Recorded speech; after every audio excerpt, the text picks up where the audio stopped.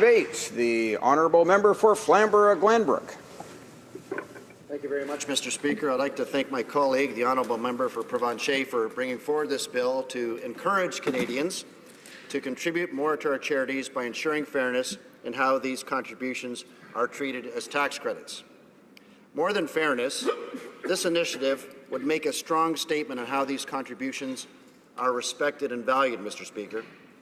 There's so much good done by charities in every community across Canada that we as civil society should be doing more, not less, to promote this. Mr. Speaker, my constituency of Flamborough, Glanbrook, and in fact the whole Greater Hamilton area are well known for their generosity. They are above average contributors to a wide range of local, national, and international charities and causes that make life better for their fellow human beings. I would refer to a comment published in a local newspaper editorial in December 2009 from the Director of Community Relations at Mission Services in downtown Hamilton. He said, "Hamilton is the most generous community I've ever lived in. People have really responded despite the difficult economic climate." Mr. Speaker, I see this firsthand in hundreds of local charity breakfasts, walks, fundraising dinners, and auctions that I attend on a regular basis in the Greater Hamilton area. If you want to see how community-based organizations stretch a dollar to make a real difference in people's lives, you just need to tag along to one of these events or join me in serving dinners at the downtown Hamilton Mission at Christmas and Thanksgiving. Mr. Speaker, I know many honourable members from all sides and parties in the House can attest to similar experiences in their own communities on a regular basis.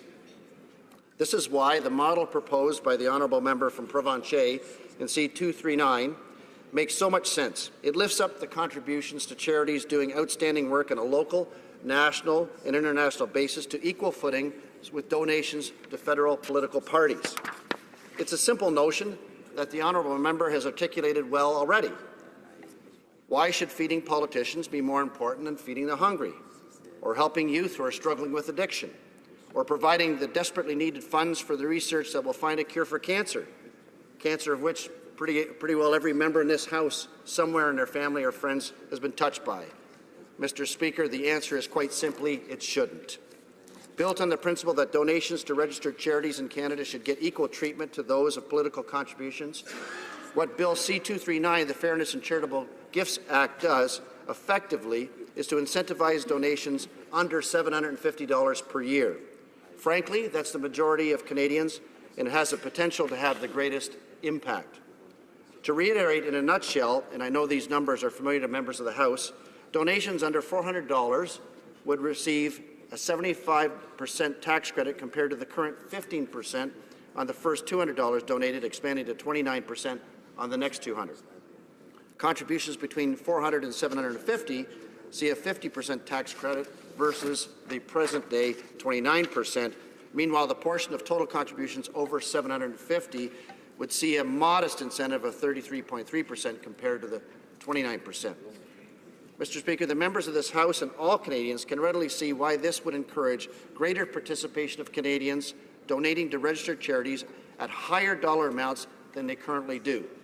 When we consider that the median level of donations to registered charities claimed on tax returns is currently $280, there's lots of room to grow, and lots of new donors to bring into the family of charities as well, Mr. Speaker. Why is this so important? Well, one of the reasons is demographics. At a time when there is increasing pressure to provide social services of all kinds in our communities, there is a decreasing participation by Canadians as donors to charities. Fewer tax filers are making contributions. Mr. Speaker, the average age of a donor is also rising, just as our population ages and the need for many services increases. Charities are struggling to meet annual fundraising targets. As my colleague has pointed out, we've seen a staggering drop since 1990 in those Canadians who are contributing. Add it all up, and the long-term trend is less than positive.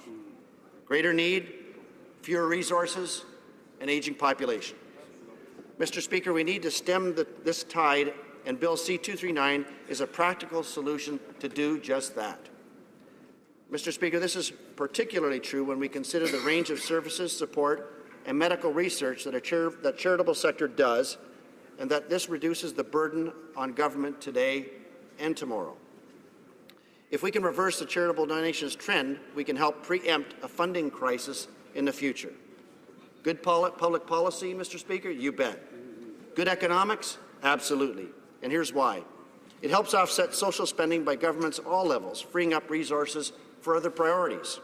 Plus, it's also very effective because often local organizations are the closest to the problem, understand the circumstances that they're in, therefore they're best suited to help.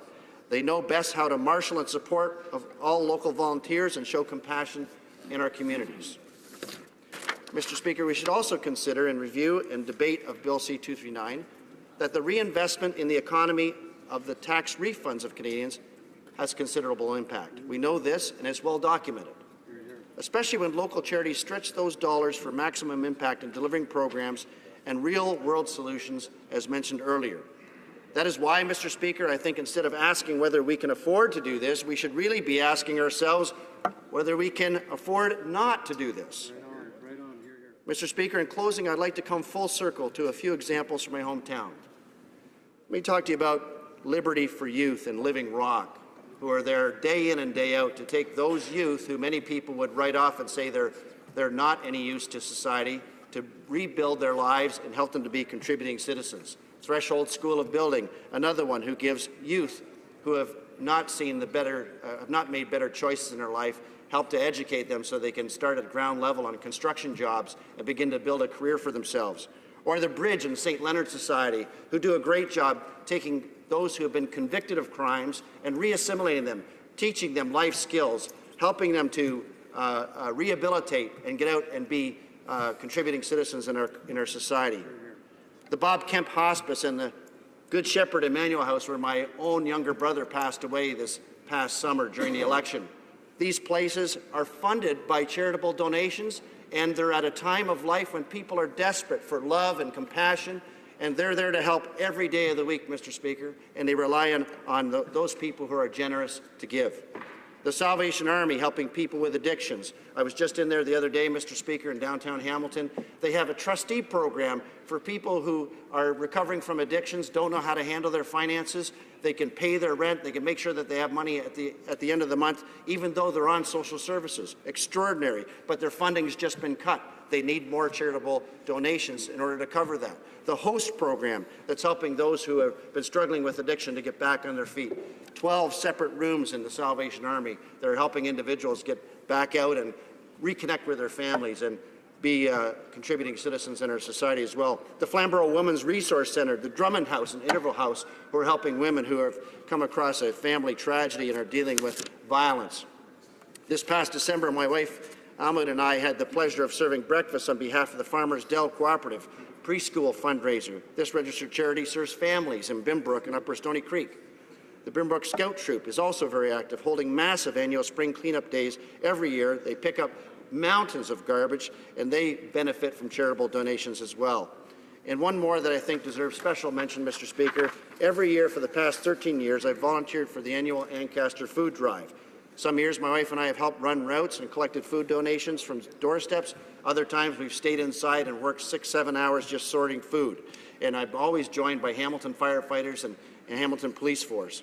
The food drive is run with precision by an outstanding group of volunteers, not the least of which is the energetic retired Ancaster High School guidance counselor and teacher, Jan Lucas, who welcomes everyone with a bright smile. The Ancaster Food Drive is a huge local success story. In its 23 years of operations, it's now approaching 1.5 million pounds of food donated and processed. This food goes to a number of organizations throughout the greater city of Hamilton and helps thousands of families. I was heartened to learn that the food drive has grown so much over the years that they've now committed to a larger facility to be able to sort all the food that happens during the food drive. It's simply amazing, Mr. Speaker. While much of the food is donated without a tax receipt, financial contributions to the organization that underpin the food drive is what makes it possible.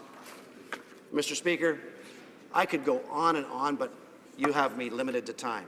These are great examples of what happens when we allow people to have more opportunity to give. We give them more incentive to do that. Bill C-239 does exactly that. I encourage all my colleagues to support this bill, to make sure we're doing the help for charities, to make sure that we reach all those people who are less fortunate and build our communities stronger. Thank you, Mr. Speaker.